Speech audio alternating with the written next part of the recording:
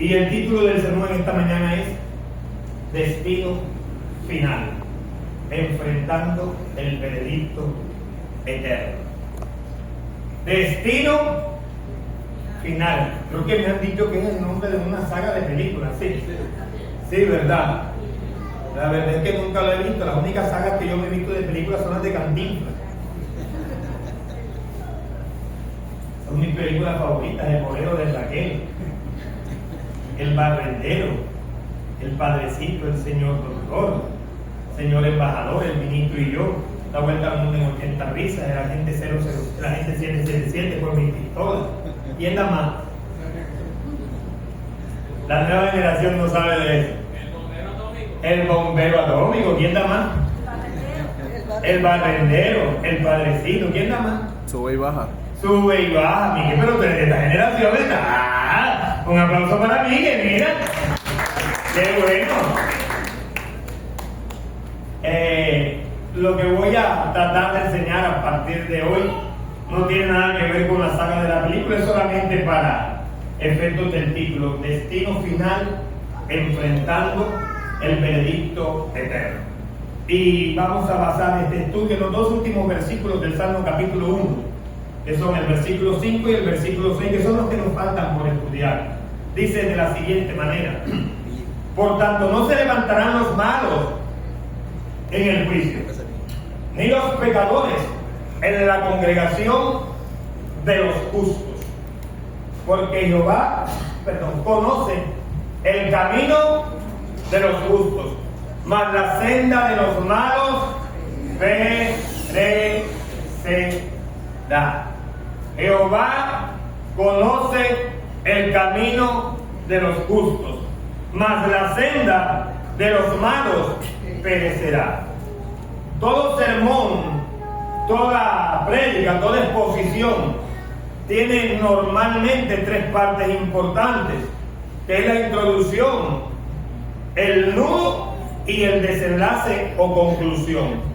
Los mensajes bíblicos a través de la homilética, que es el arte que nos enseña o nos da las bases bíblicas para predicar, no está ajeno a eso.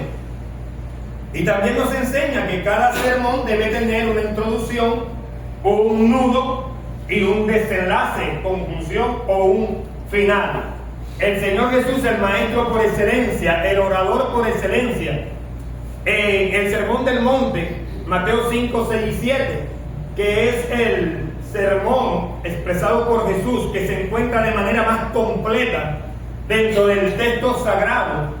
En el capítulo 7, versículos 24 al 29, da la conclusión total de todo lo que en el capítulo 5, 6 y todo lo que en el capítulo 7 hasta el versículo 23 era expresado. Si el Señor Jesús lo hacía, de dar una conclusión a sus sermones, ¿quiénes somos nosotros para no hacerlo?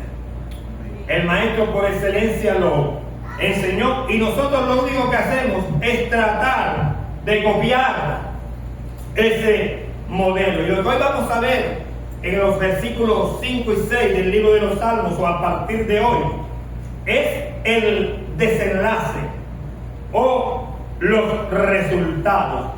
En la vida nosotros vamos a tener consecuencias, pero también vamos a tener resultados.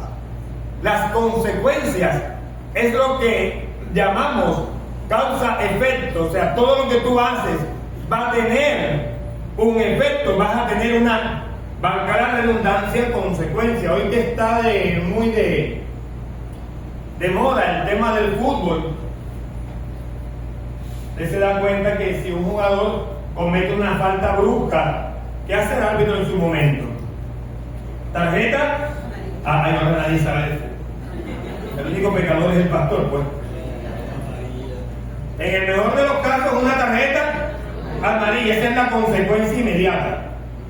Pero si comete una doble falta o posteriormente una falta igual de grave que la anterior, ¿qué viene después? Eso se llama expulsión. Era normalmente el equipo puede quedar con 10 jugadores y enfrentarse 10 contra 11 es un poco más difícil. Normalmente esto incide en el resultado final. Es decir, la consecuencia es inmediata. El resultado es al final, valga la redundancia, el resultado de muchas consecuencias. Es decir, las consecuencias son los eslabones que al final, uno tras otro, tras otro, tras otro, te van a llevar a la consecuencia final. Y es lo que nos describe el Salmo capítulo 1 en los versículos 5 y 6. Tenemos que entender que todos tenemos un destino final. Cuando uno habla de estos temas, las caras son así como las que ustedes tienen. Nos llenamos de temor muchas veces, ¿verdad? Pero tenemos que tener algo claro.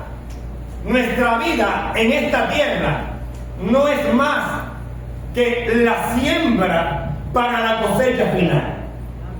Entienda eso. Su vida en esta tierra, los años que Dios nos permite vivir en esta tierra, es solo el tiempo que Dios le permite a usted sembrar para al final de los tiempos cosechar. Dependiendo de lo que usted siembre, al final de los tiempos usted va a cosechar.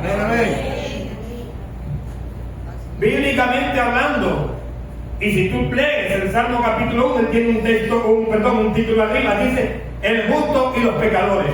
Para nosotros, ¿cuántos tipos de personas hay? Hay muchos. Blancos, de color, afro, indígenas, personas con estudio, profesionales, personas sin ningún tipo de estudio, altos, medianos de estatura, bajos, ¿qué más? Cabello crespo, cabello como el del pastor liso, otros sin cabello por el paso de los años.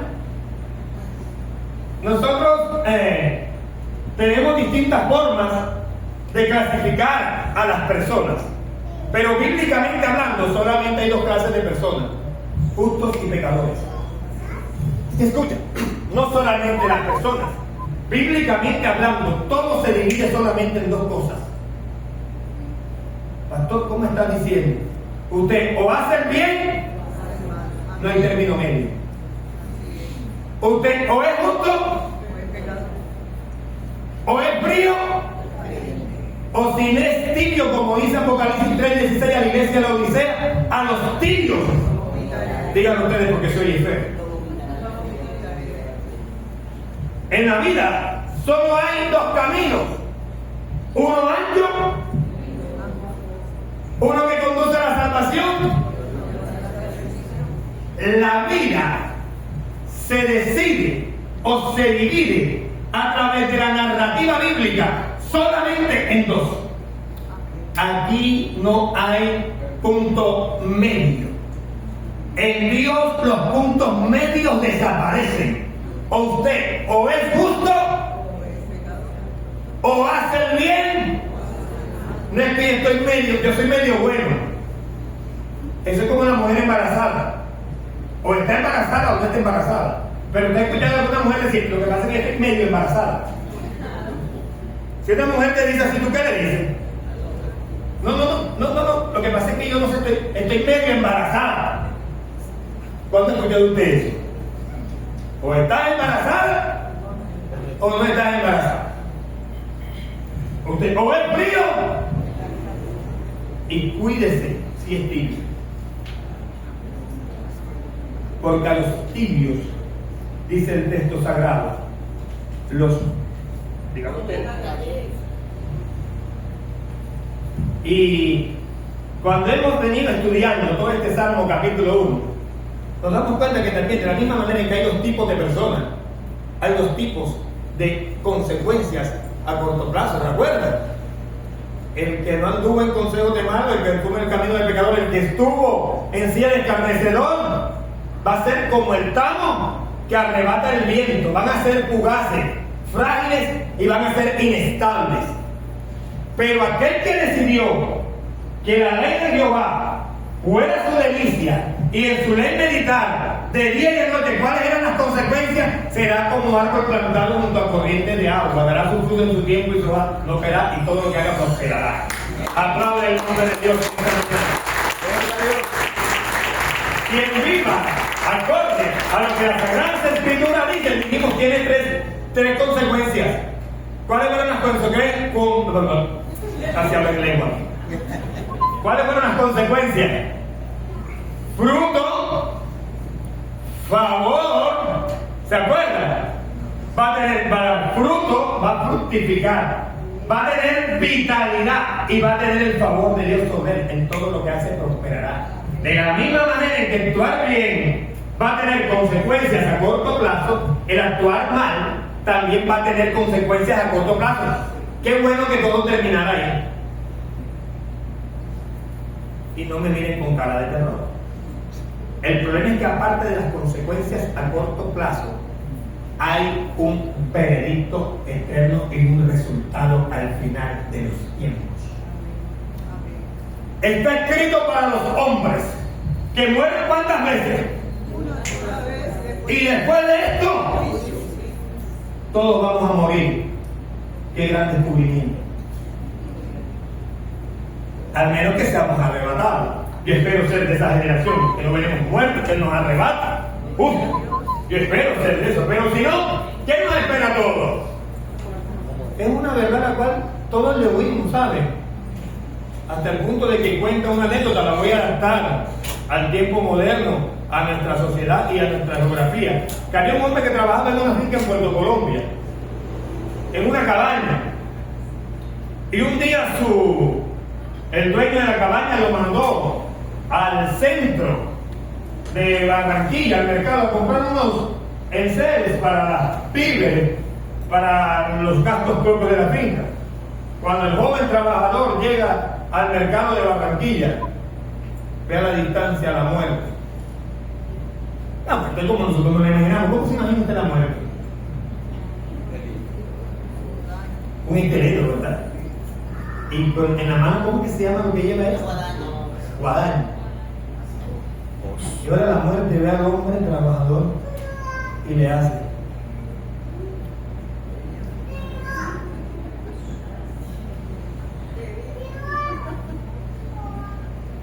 si usted va al mercado de Barranquilla, se encuentra la muerte y la muerte no hace cierto lo que hace. Retrocedo. Yo creo que me muero por del susto. Obvio, el hombre se asusta. Llega corriendo a la finca. Ahora el dueño de la finca, ¿es lo que tenía que comprar? No sé. Comienza el hombre a armar su maleta. ¿Qué te pasa, hijo? ¿Qué pasó? Figúrese usted. Deme agua. Y si tiene con azúcar, mejor. Dicen que el agua de azúcar baja los nervios, no sé por qué. Ay, patrón, yo me voy. Patrón, me voy. Te vas. Ahora que estaba en el mercado, por el mercado de grano, la muerte, patrón. La muerte. Ay, patrón, me dio, patrón. Y me señaló, patrón. Me señaló. Ay, patrón, me andan buscando y yo me lo voy a esconder. Patrón, yo me voy de aquí. Liquídenme. El patrón le dio la liquidación, cogió su maleta, pidió un engaño y le dijo: me voy para el pueblo más lejos del Atlántico. Se fue para Juan. Vengo a buscar la mano. La tiene Víctor Danilo Payén. Con lo que conoce de fútbol saben quién.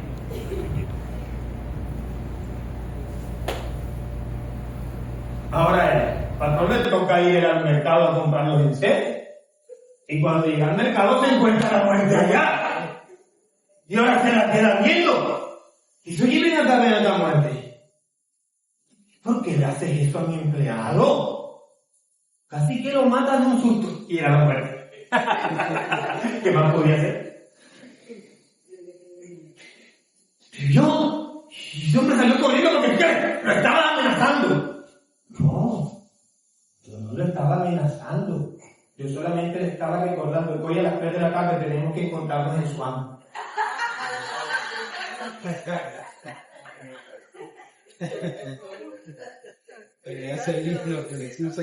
El que lo entendió, lo entendió. Por mucho que trates de huirle a la muerte, un día te la vas a encontrar. Así de sencillo, voy corriendo y resulta que estaba corriendo para el encuentro con ella. Y muchas veces creemos que estamos huyéndole a la muerte espiritual y día a día lo que estamos haciendo es colocándonos una cita con ella. Y el problema no es que nos muramos, familia. El problema es que después de la muerte hay un veredicto eterno. ¿Qué cara de susto tienen ustedes, por Dios? Si sé que iban a tener estas caras, no predico y esto.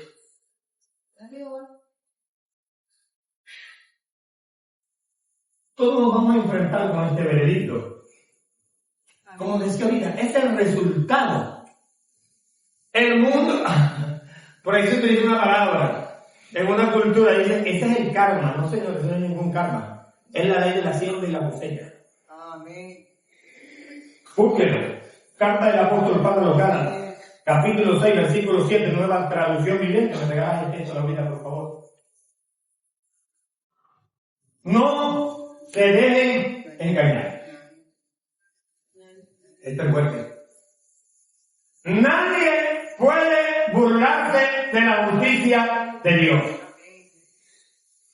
Siempre se cosecha lo que se siembra. Amén. En el mundo natural es así. Si usted siembra un palo de limón, no espere que le dé guayaba. O si siembra un palo de guayaba, no espere que le dé limones. Usted siembra y al final recoge, cosecha lo que siembra. Ay, familia, y aquí viene una de las partes más importantes de este sermón. Usted, mientras está en esta tierra, decide para qué está sembrando. Si para muerte o para vida. Cuando digo esto, toca aclarar. Porque es que el hombre es eterno. Hay eternidad en el corazón del hombre. Todos vamos a morir. Pero después de la muerte, un día todos vamos a resucitar. Para la eternidad. Para estar con Dios por la eternidad. O para sufrir por la eternidad. Hoy en día estos mensajes no se predican. Hoy en día nos gusta más hablar de que Dios nos va a bendecir, que somos árboles plantados junto a corrientes de agua. Daremos nuestro fruto en tu tiempo. Vamos a tener vitalidad. Y todo cuanto hagamos va a prosperar. Y estos mensajes nos gustan. Así es. Pero cuando nos enfrentamos a la verdad de que un día daremos cuenta a Dios por todos y cada uno de nuestros actos, al final nos tocará asumir las consecuencias. Amén. Cada día de vida que Dios te regala es solo una oportunidad más para que mires su gracia, su favor, su misericordia y te vuelva a la fe. Aplauda. Aplauda tu nombre esta mañana. Cada una de nuestras acciones trae consecuencias. En el camino erramos, que nos va a tocar asumir las consecuencias. No sé cómo es la dinámica hoy en día. Estudié hace muchos años. Y mis hijas ya se graduaron también hace algunos años atrás. Y ya cuando uno está en la universidad no ve eso. Pero en la época de nosotros, ¿dónde está Loida? Ay, Loida, la cosa aquí. Cuando estudiaba, Cristian está por aquí. Colegio americano. ¿Quién más estudió en el colegio americano? Jesse, ¿dónde está Jesse? No sé si en tu época, Jesse. Pero los boletines se entregaban trimestralmente, cada 3 meses. Cuando citaban a los papás esa entrega de boletines, familia. Doctora Margarita del Toro Varilla. Hubo un profesor de matemática y física en familia que ese nombre no quiero ni escucharlo.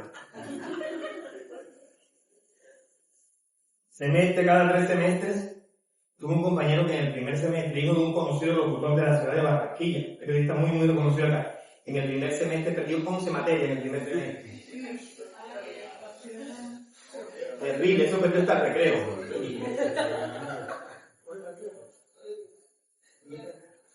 Segundo semestre digo, voy mejorando, perdió 9.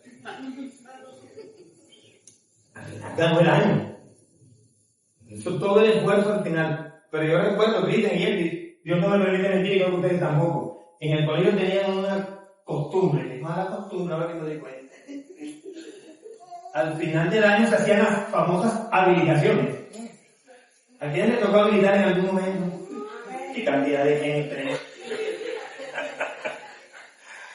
A la nueva generación no le tocó esto, creo que no. Habilitación es que si tú perdías una materia en el acumulado del año, al final hacías un solo examen. Y este examen definía si ganabas o no ganabas el año. Hasta ahí todo está bien. El tema es que el colegio americano publicaba en cartelera. Pública. Por eso es la palabra publicación, publicaba. Se hacía público. No sé si tú eres porque Cristian. Pero aquí en las oficinas, en un vídeo, colocaba salón por salón. Ay, Dios mío, eso era unos días de tensión. Después de Betty la Fea, cuando llegó allá, ¿cómo se llama? El informe de Betty la Fea tenía más tensión como que ese día. Tú ibas a ver la cartelera, a ver de cuál o cuáles se tocaba militar. Gracias a Dios que estaba ahí. Ya había perdido años.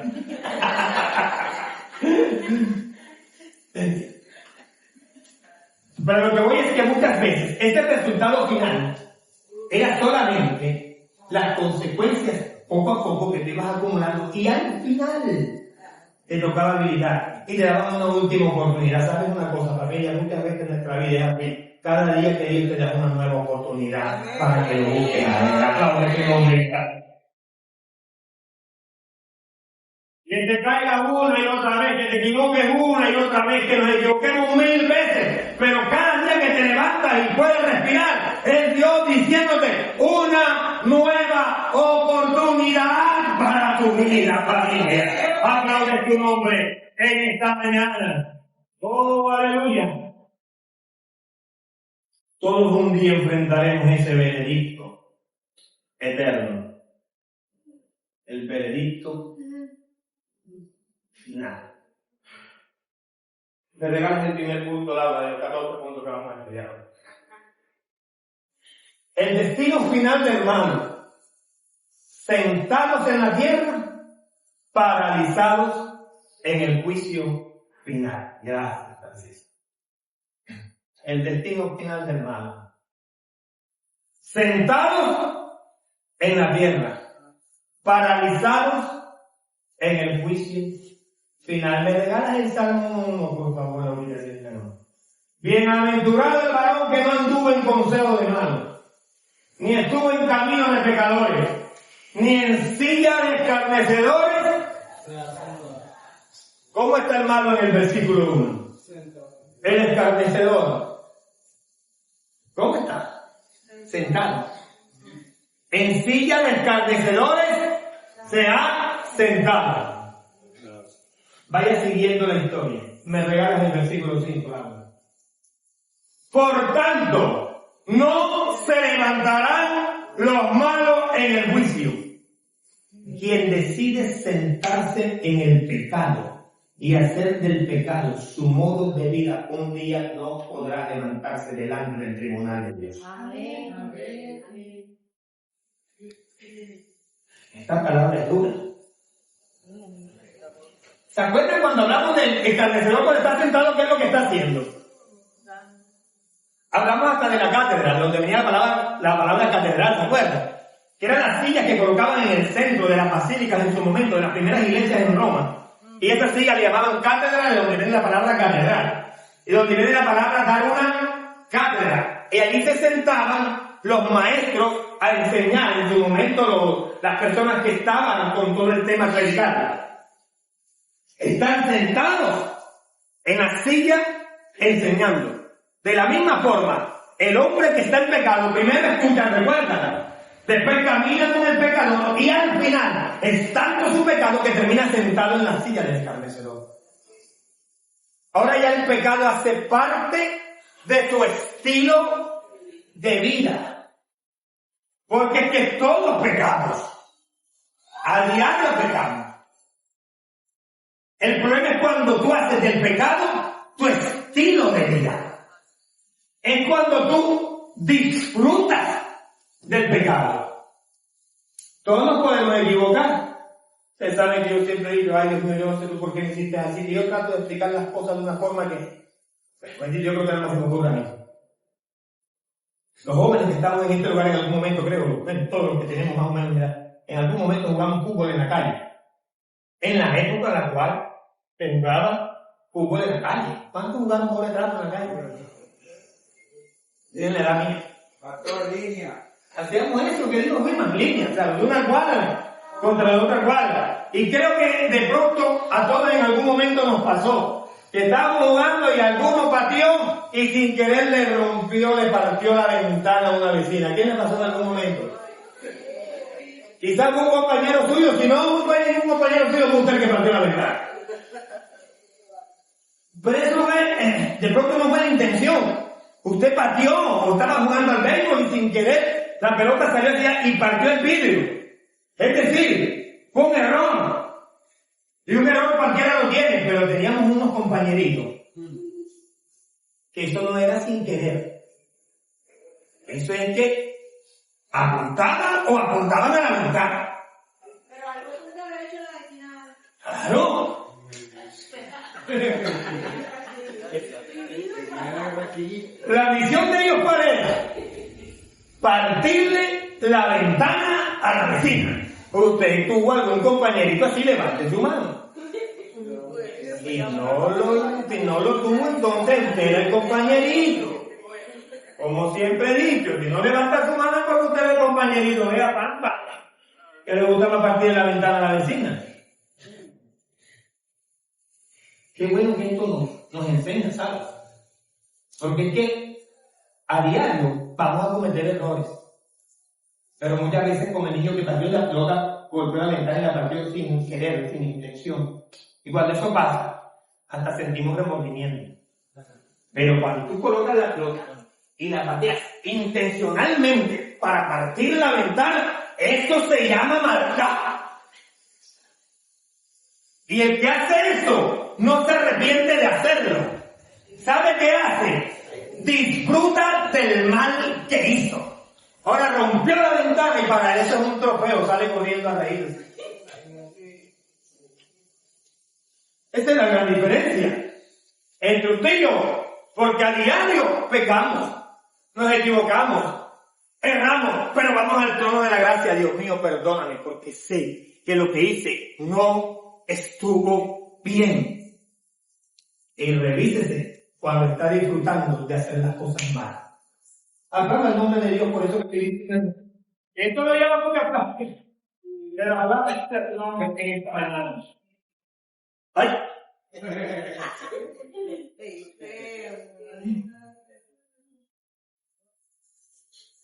Escucha, lo que debe entender el texto no es que el que ha pecado, el día del juicio final no se va a levantar. Es decir, no va a tener esta segunda vida eterna. Lo que quiere decir es que un día se va a enfrentar al juicio divino. Y en la costumbre hebrea de la época, cuando un juez llamaba sentencia a una persona, esta persona estaba enfrente. Y él le decía que se levantara al momento de entregar el resultado, de juzgar y decir si era inocente o si era culpable. Cuando la persona era inocente podía permanecer de pie. Cuando era culpable tenía que sentarse y no podía levantarse. Eso es lo que dice el texto. El día del juicio final, el que ha vivido en el pecado no podrá levantarse como justo delante de la justicia divina. Amén. Va a tener un fracaso rotundo en el tribunal de Cristo. No tendrá quien le defienda. El peso de su culpa lo va a derrotar. Ese día no habrá quien te defienda. O no habrá quienes defiendan a nosotros, no, gracias a Dios, bendito Dios. Amén. Creo que estoy hablando de un grupo de hombres y mujeres redimidos por la sangre. Amén.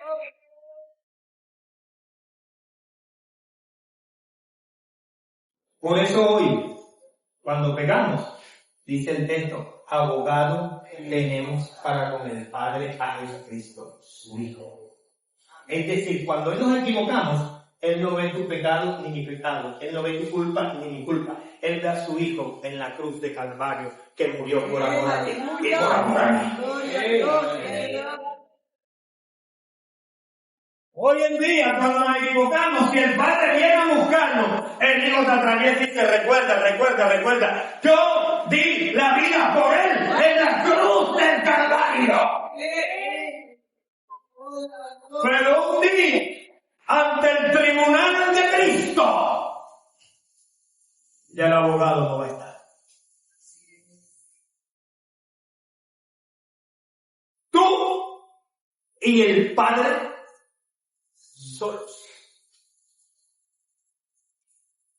Decían los abuelos, ahí no hay tu tía que valga. ¿Te acuerdas? ¿Cómo decían los abuelos? Ahí no hay tu tía que valga. No sé por qué decían así, pero bueno, yo imagino que cuando uno le iba a pegar a la mano no buscaba a la tía para que lo defendiera, me imagino yo.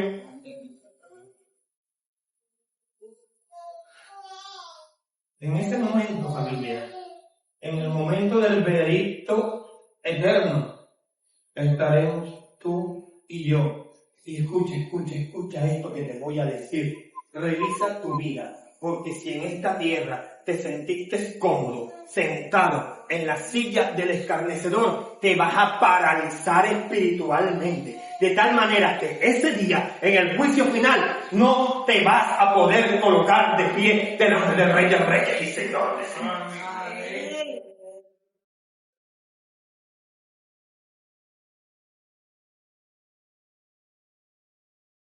En vida tenemos la oportunidad de retomar nuestro camino, arrepentirnos, de corregir, de recapacitar. La palabra levantarse en el contexto hebreo, en el original hebreo, es el verbo yagumú,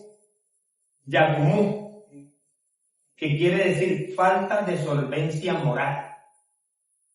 Es decir, el día del veredicto final no hay argumentos, no hay métodos, no hay un abogado que pueda defender nuestra causa. Ay, familia. ¿Se acuerdan que hacía el escarnecedor? Se sentaba para burlarse de Dios. Se sentaba para burlarse de sus mandatos, de sus preceptos, de sus leyes, ordenanzas, estatutos, de sus caminos. Y ese que un día se sentó en la silla del escarnecedor, ahora sus rodillas se encuentran paralizadas y no tendrá fuerzas para levantarse delante del trono divino.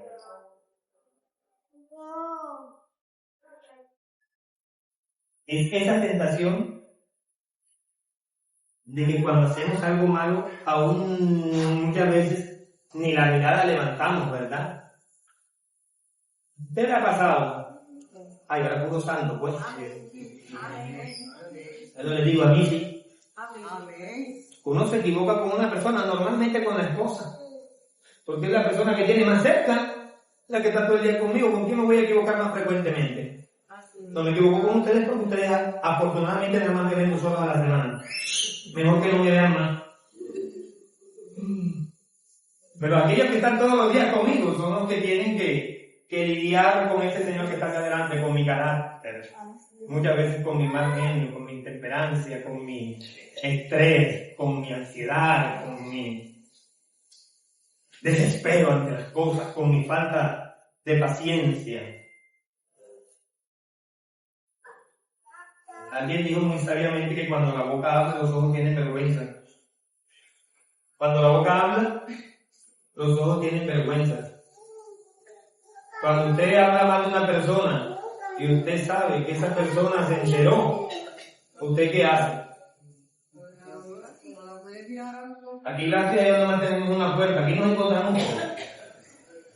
Pero en congregaciones que tienen 2 y 3 puertas, cuando hay discusiones entre hermanos en la fe, entonces se da pendiente que entra por esta puerta, entonces yo me salgo por aquí.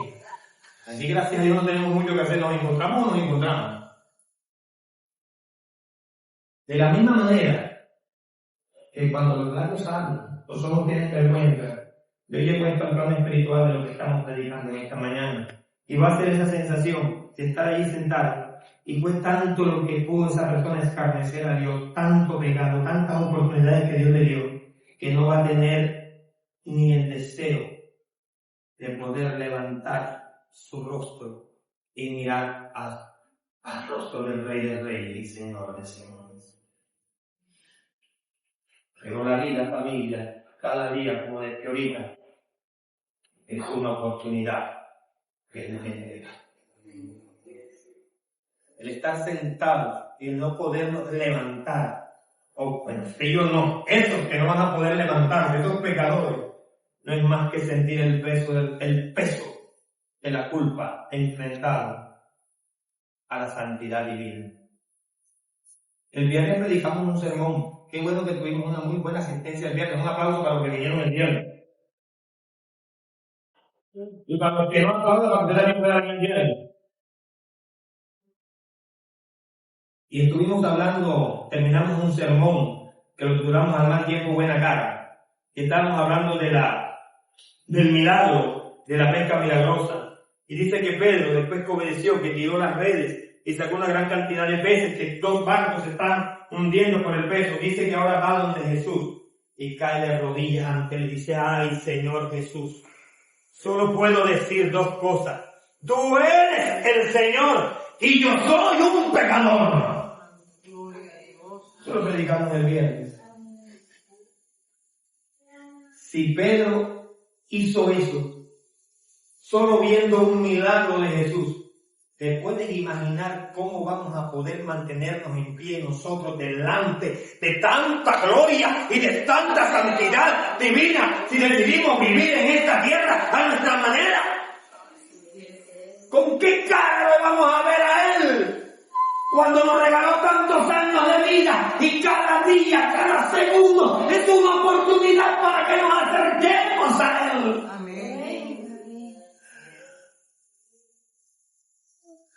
¿Cómo nos vamos a defender delante de Él? Oh, familia, por eso no pienses en ese momento con temor, no pienses en ese momento con miedo, piensa en que el día de hoy es una nueva oportunidad para recapacitar y buscar al Rey de Reyes y Señor de familia. Oh, aleluya. Quien decide vivir sentado en su pecado mientras disfruta de ellos, un día no podrá sostenerse en pie ante el trono de Dios. Como decía el italiano, todos pecamos. Y el Espíritu Santo habla en nuestras vidas y Él nos redarguye de pecados. Pero muchas veces no creas que porque tú crees que lo que estás haciendo está bien, no creas que precisamente está bien lo que tú estás haciendo. Para eso entra la lengua, pero es la verdad. No creas que precisamente porque tú crees que lo que tú estás haciendo está bien, necesariamente eso esté bien. ¿Sabes qué pasa muchas veces? Que el pecado actúa en el ser humano como cuando una persona necesita ser operada. ¿Qué le hacen? ¿Qué le colocan? Es anestesiada. El que está bajo el efecto de anestesia, tú lo ves y tú, ¡ay, qué padre que tiene! Aparentemente está en paz. ¿Por qué? Tranquilo, dormido. Pero lo que no sabe él no sabe es que se está acercando a la muerte. Ese es el pecado. Cuando el pecado se vuelve reincidente en nuestras vidas y nosotros seguimos por la vida aparentemente tranquilos, esa es la paz del malo que lo describe Asaf en el libro de los Salmos, Hay dos salmos, el 37 y el 73, y ambos son parecidos, porque ambos hablan de la misma situación. No te impacientes a causa de los malignos, dice uno de los dice. Tuve envidia de los malignos porque vi cómo parecían vigorosos, parecían fuertes. Sus ojos saltaban de grosura, dijo Asaf.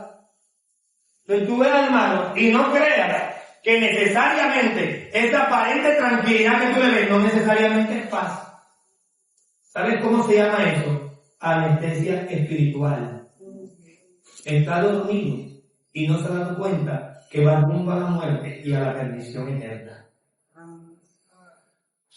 Dura palabra es esta. Pero cuán necesaria es el Evangelio. El grupo puede ir pasando.